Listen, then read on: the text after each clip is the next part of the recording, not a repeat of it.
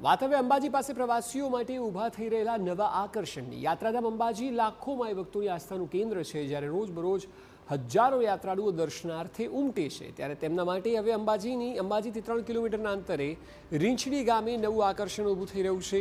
રીંછડિયા Mahadev league development project અંતર્ગત રાજ્ય સરકાર અને યાત્રાધામ વિકાસ બોર્ડ દ્વારા અંબાજીને યાત્રાધામની સાથે પ્રવાસન ધામ તરીકે વિકસાવવા ₹53 કરોડના ખર્ચે વિશેષ આકર્ષણ ઊભા કરાઈ રહ્યા છે, જેનું કાર્ય હાલ પ્રગતિમાં છે। આ નવીન આકર્ષણ તૈયાર થયા બાદ લોકો માઉન્ટ આબુના નકી લેકની જેમ બોટિંગની મજા માણી શકશે। મંદિર જે છે રીંછડિયા મહાદેવનું, એનું નવીનીકરણ નવેસરથી બનાવવાનું, આ સિવાય જે સિંચાઈ વિભાગનો જે તળાવ અને ડેમ છે નાનો, એમાં પણ એનું બ્યુટિફિકેશન, એમાં જુદી જુદી યાત્રિક સુવિધાઓ, એરાવેલ પ્લાઝા, નૌકા વિહાર, બોટિંગ, આ બધા એમનું પ્લાનિંગ છે। એ મુજબ એ પ્રોજેક્ટનું કામ હાલ ચાલી રહ્યું છે। યાત્રાળુઓમાં અંબાજીના આકર્ષણોમાં, અંબાજીના જોવાલાયક સ્થળોમાં એક સરસ આકર્ષક સ્થળનો ઉમેરો થશે।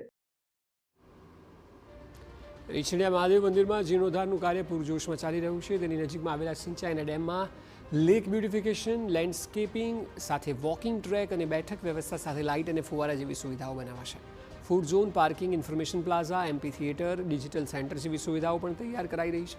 અંબાજીની ગિરિમાળાઓમાં માઉન્ટ આબુની જેમ અંબાજી માટે નવું આકર્ષણનું કેન્દ્ર ઊભું થતાં પ્રવાસનને પણ વેગ મળશે।